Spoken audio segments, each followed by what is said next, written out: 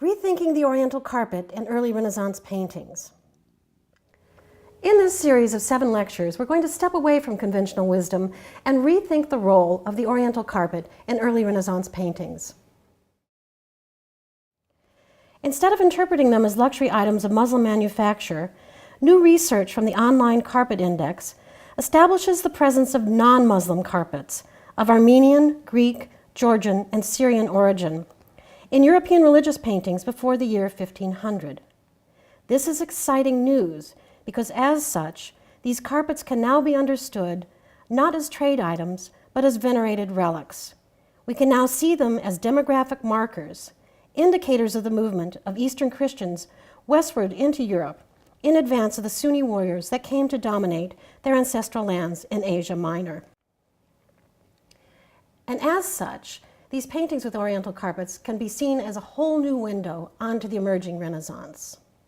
So let's begin. This introduction starts and ends, as all good stories do, in Florence, Italy. The year was 1439. The Council of Florence brought together Eastern and Western Christians in a historic attempt at church unity. This was in the face of the threat of the Ottoman Turks, who were making militant incursions into Asia Minor. The thousands of delegates came at the invitation of Pope Eugenius IV, and it was a virtual who's who of the early Renaissance.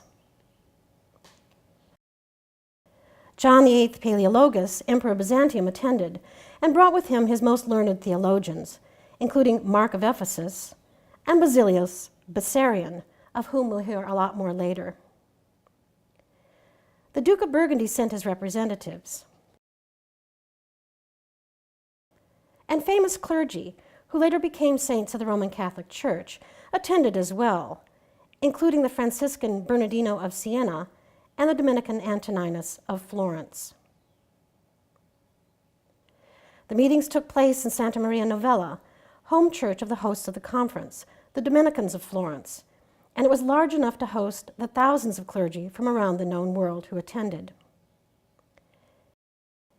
These included many delegations of Copts, Syriac, and Armenian clergy. Like all good guests, the attendees brought gifts, primarily sacred manuscripts from Armenian, Greek, Syriac, Maronite, and Coptic monasteries, which became the foundations of the Vatican Library in Rome. So there was great jubilation in July 1439 when the Decree of Union was declared at last. Church unity was achieved.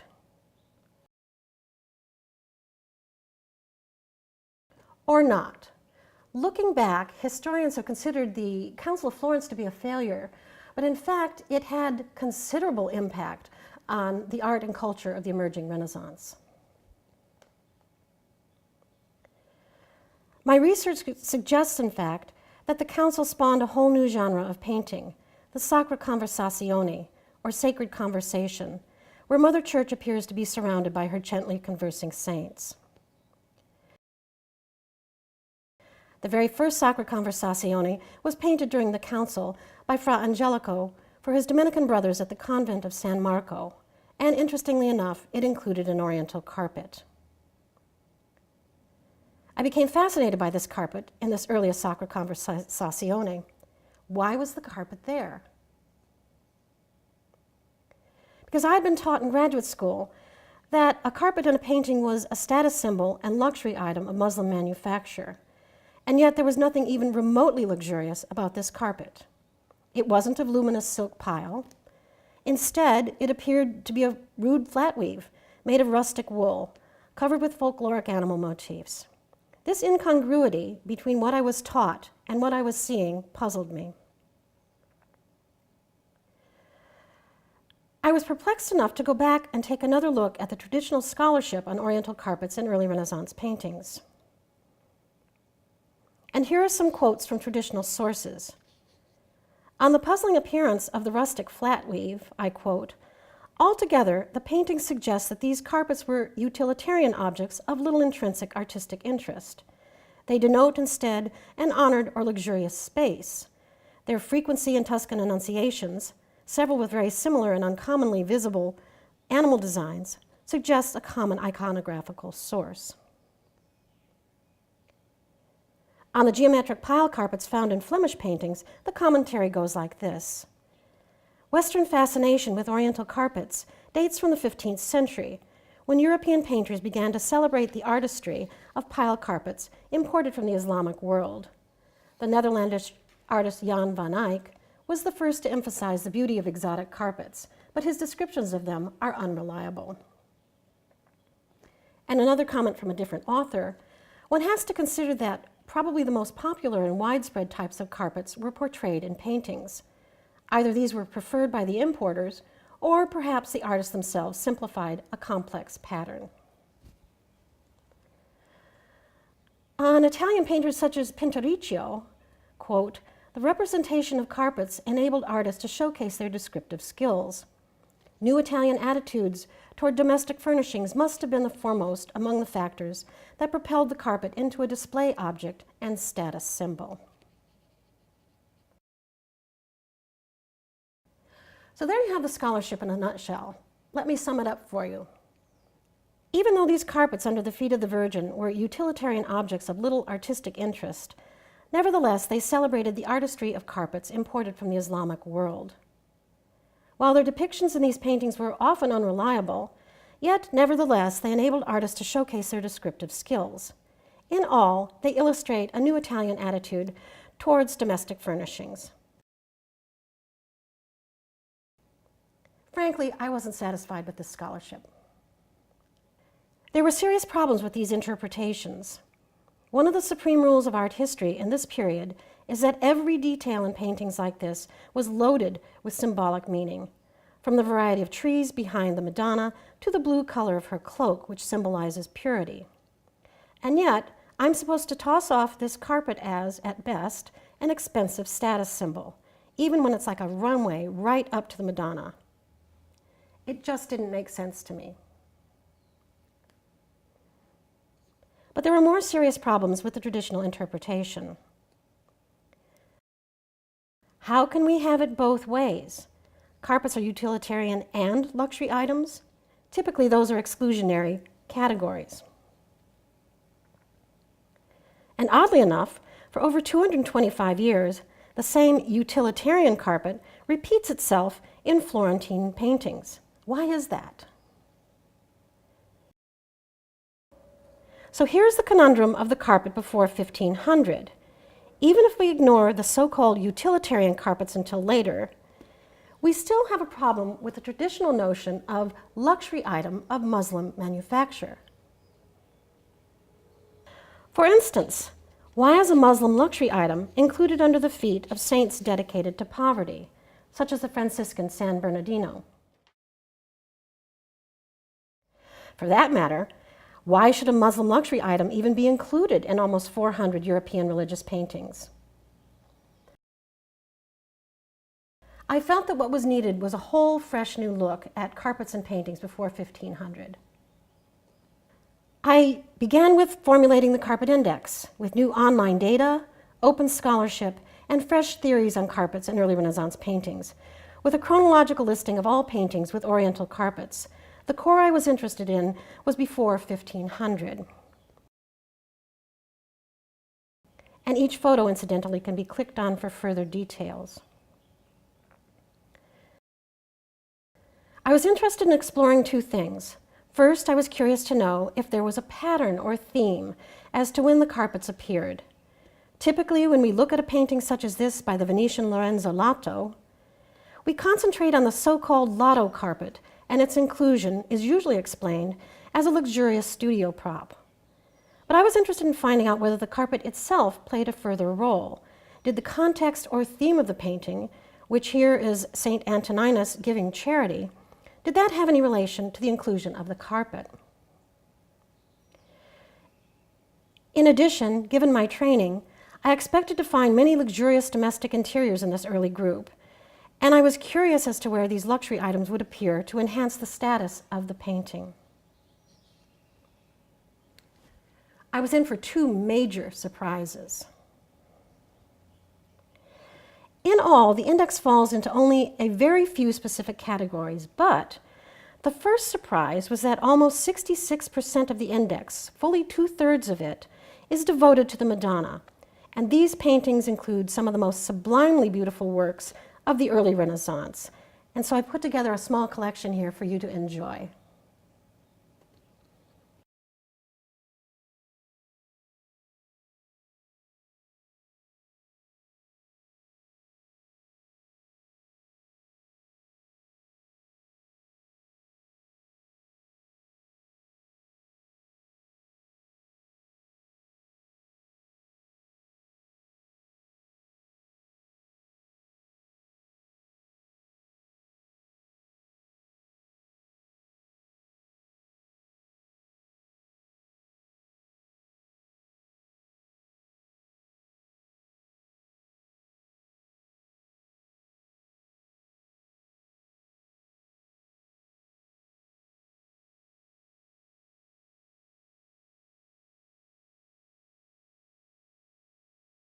Certainly, we are in the precinct of the Virgin, where in every instance the carpet is not simply a marker of luxury.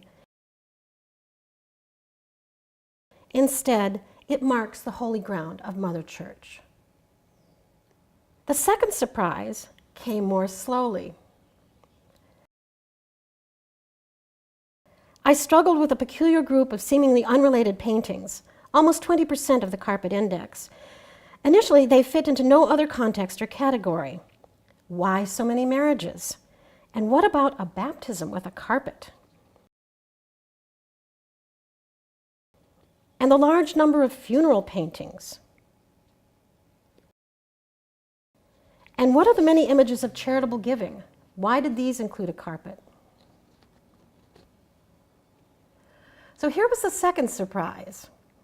I finally realized that I was looking at a group. That odd mixed up part of the carpet index was actually representations of the 7 sacraments of the early Renaissance church.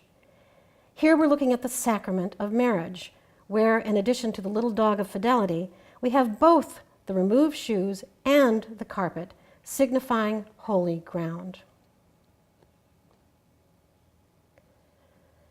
The 7 sacraments of the early Renaissance church are the rituals that you, as a Christian, must do to remain in good standing with the church.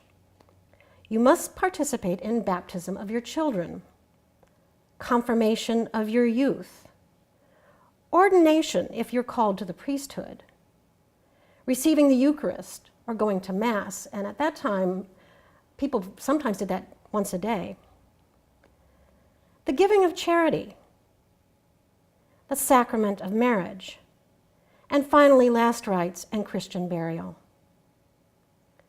We have many early Renaissance paintings of these sacramental activities where the carpet continues to mark holy ground of Mother Church.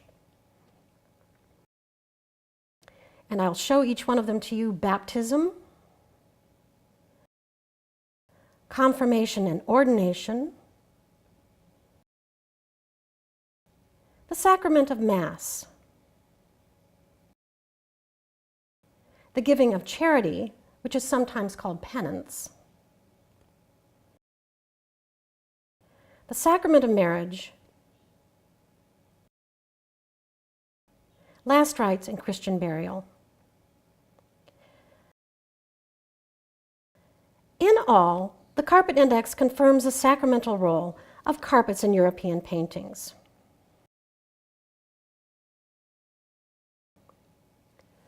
So, if the carpet signifies the holy ground of Mother Church and has sacramental meaning, how can it be of Muslim manufacture?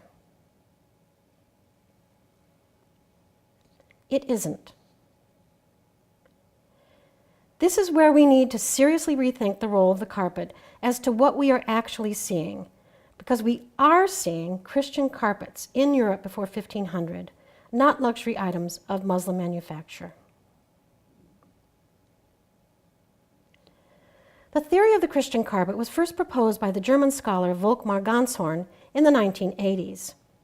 His work has been very controversial in carpet studies for the past 30 years, as he suggested that the craft of Middle Eastern carpet weaving was not exclusively a Muslim craft, that Armenians and other Christians participated in and contributed significantly to the craft in the East.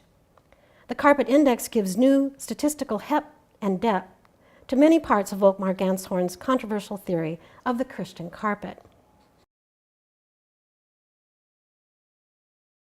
And from here on in, we'll be looking at these as Christian carpets and interpreting a new pathway to the West for them. Where in the past conventional wisdom has treated these carpets as commercial luxury items of Muslim manufacture, we will introduce a new and radical new concept for us to think over, that these carpets can be seen as markers of a demographic shift of Eastern Christians coming to the West in the early modern era. And here's how that came about. The Third and Fourth Crusades set off a pattern of collateral damage and migration. Between 1204 and 1475, several small waves of Eastern Christians fled to the West.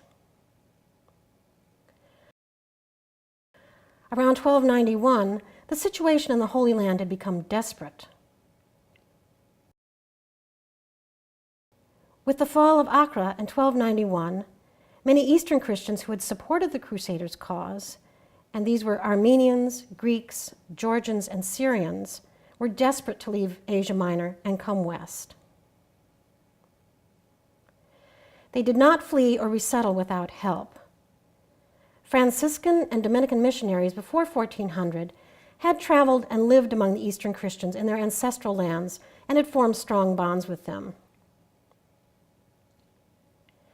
And here is another interpretation, that the Dominicans and Franciscans, who were building large churches in Italy at the time, sympathized with the Armenian craftsmen who were losing their livelihood as Turkey and the Holy Land fell under Sunni Muslim rule. Around 1300, these same Dominicans and Franciscans helped whole families and workshops of skilled Christian craftsmen, which included goldsmiths and painters, illuminators, and makers of exquisite Christian liturgical objects, helped them leave the Armenian kingdom of Cilicia in what is now Turkey and resettle in Tuscany along the pilgrimage roads to Rome.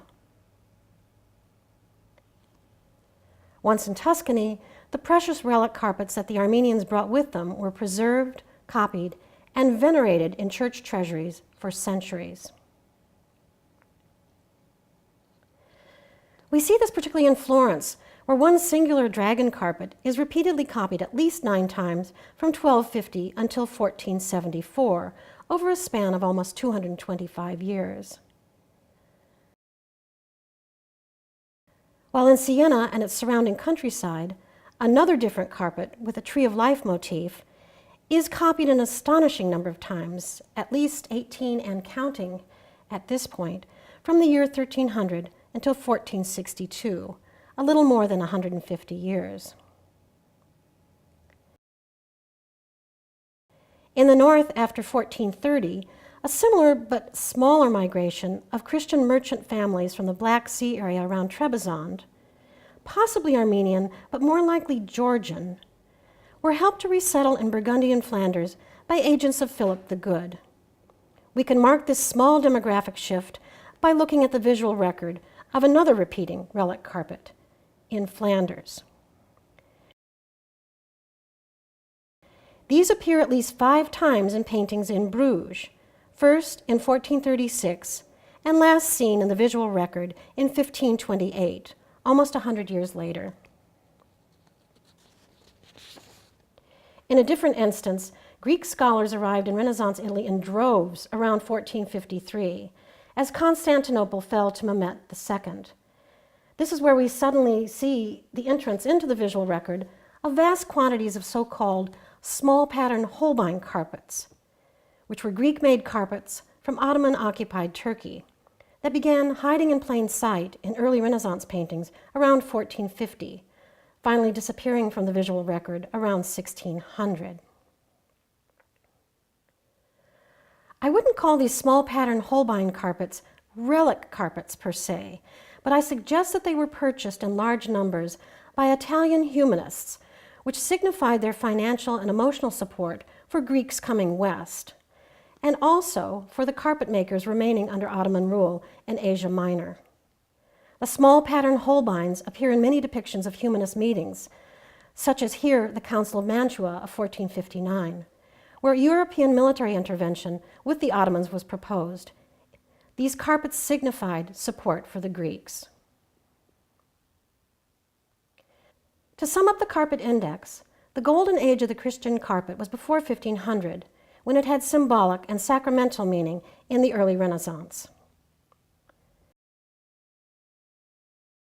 During that period, we were clearly in the precinct of the Virgin, and the Eastern carpet marked the holy ground of Mother Church that united East and West. Before 1500, carpets entered the West as objects of Christian veneration, not as commercial luxury items of Muslim manufacture. O brave new world! The Reformation changed forever the religious symbolism of the carpet. Accusations of Mariolatry, or worship of the Virgin, made Latin Christians wary of depicting Mother Church. In the Roman Catholic reaction to the Reformation, the adult masculine Christ appears as the head of his church, now emphasized by the white altar-like cloth placed over the carpet's holy ground. O brave new world indeed! Reformation England was the last holdout on the religious symbolism of the carpet as holy ground of Mother Church, and not in a good way. If you take nothing else away from this introduction to rethinking the Oriental carpet in early Renaissance paintings, I hope you'll look at this image of Henry VIII astride the carpet in a fresh new way. He has thrown Mother Church off her carpet, and there's no question that he is standing on the holy ground as the head of his new Reformed Church of England. And here's his little son Edward, manfully imitating his father's "no girls allowed" stance. He too is the head of the new church. After 1520, we are truly in a new world, a man's world. The beautiful mothers and infants on the carpet have been eclipsed by the age of discovery. Clearly, we're no longer in the precinct of the Virgin. Her carpet is now heaped with the masculine tools of science and empire. After 1520, the golden age of the Muslim carpet coincides with the Reformation, when carpets entered the West as commercial luxury items from Ottoman Turkey and Safavid Persia. Yet, even as Muslim-produced carpets largely replaced Christian-produced carpets after 1520, the carpet itself still retained the traditional sacramental meaning of holy ground. As we've seen, here the luxurious pile carpet is overlaid by a white altar-like cloth with Christ himself as the Eucharist.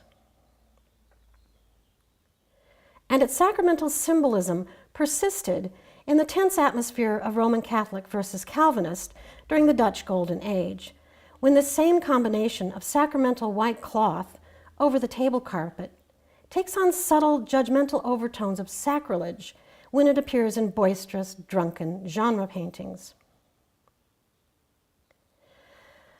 The Carpet Index. As an art historian, I'm offering 3 new ideas to explore within this series of 7 lectures. The first will be the concept of the relic carpet in Renaissance art. These were not luxury items traded between religious rivals, but venerated Christian objects brought to the West and preserved. The second concept of the sacramental role of the carpet as holy ground is possibly the most important, as it continues today in contemporary Italy and elsewhere in the Christian world. And third, the concept of carpets as demographic markers of Eastern Christians resettling in the West. Look again at the multitude of Renaissance paintings with multi-generational families gathered around the Oriental carpet. I suggest that we're seeing Eastern family ties. In fact, a DNA study from 2005 indicates that up to 10% of Italian males have the unusual G, or Caucasian marker, on their Y chromosome, probably indicating Eastern Christian paternity at some point in the past.